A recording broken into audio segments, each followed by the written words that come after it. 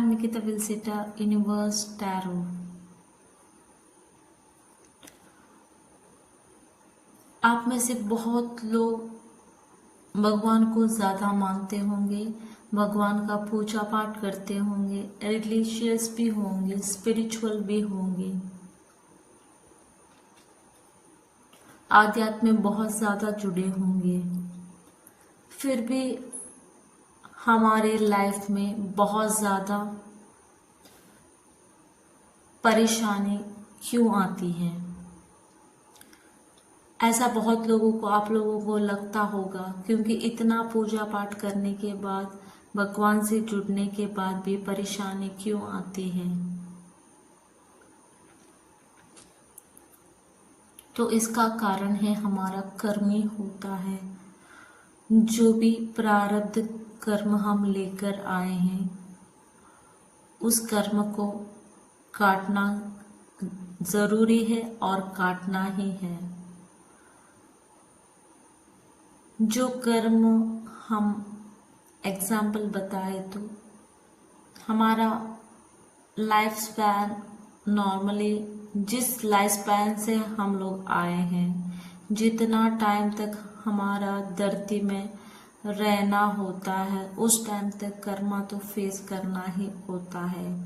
लेकिन जब हम आध्यात्म में जुड़ते हैं, स्पिरिचुअलिटी में जुड़ते हैं, बहुत ज़्यादा स्पिरिचुअल बन जाते हैं, हमारा उस लाइफ स्पैन का कर्मा 2 साल या 5 साल के अंदर एक खत्म हुआ होता है। क्योंकि स्पिरिचुअलिटी में जुड़ने के बाद बहुत जल्दी जल्दी कितना दुख वो उस लाइफ स्पैन में मिलने वाला था, उस आपकी उस लेवल तक मिलने वाला था, वो पूरा एक ही टाइम में ही बहुत जल्दी जल्दी काटने लगता है। इसकी वजह से आपको बहुत ही दर्द होता है, पेन होता है और बहुत ज़्यादा तकलीफ होती है, ऑब्स्टेकल फील करते हो, चैलेंजेस फील करते हो। लेकिन जो भी कर्मा है वो तो काटना ही होगा। अब इस जन्म में आप काटोगे नहीं तो वो नेक्स्ट जन्म में वो कैरी फॉरवर्ड हो जाएगा। आप इस लाइफ टाइम में फिनिश नहीं करोगे तो अगेन नेक्स्ट टाइम वो और भी डबल हो जाएगा। इसलिए जो भी कर्मा काट रहे हो उसे ईश्वर को सरेंडर करो और ईश्वर से बोलिए कि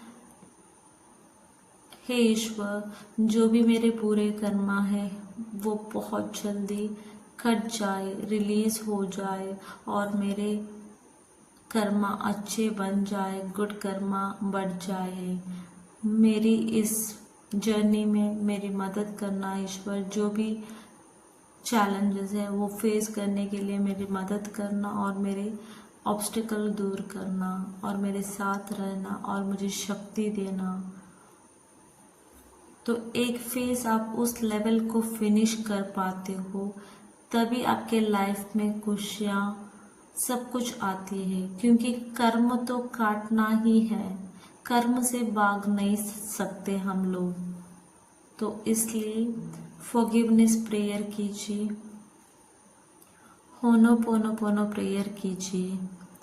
होनोपोनो प्रेयर 4 लाइन्स में बेसिक में आता है। I am sorry, please forgive me, I love you, I thank you. I am sorry, please forgive me, I thank you, I love you. I am sorry, please forgive me, I thank you, I love you.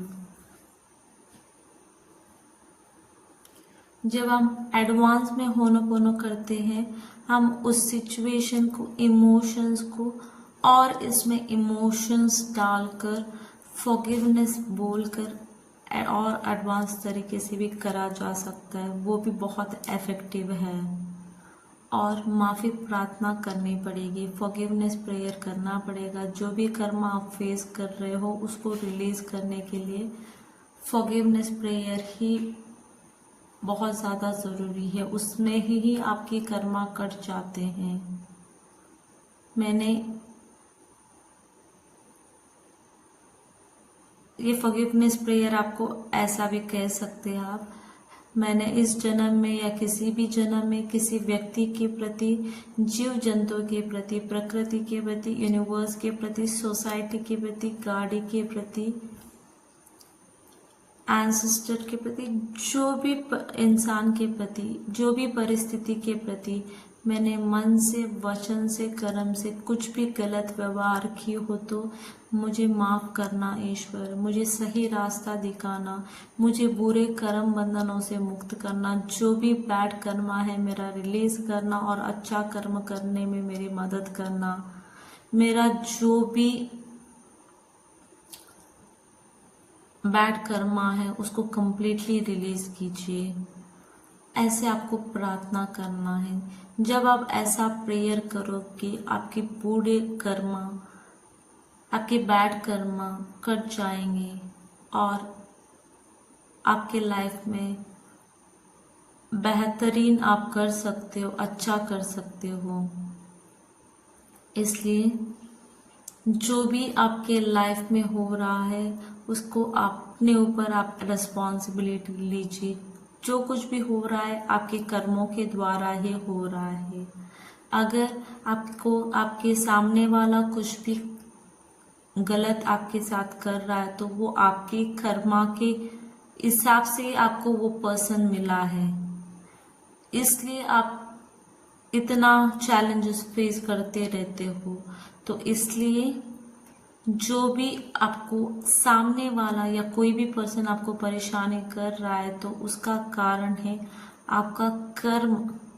उसकी वजह से आपने उस person को attract किया था, क्योंकि आपको उससे लेसन सीखना था, परिस्थिति सीखनी थी और परिस्थिति से आपको बाहर आना था, लेसन सीखना था।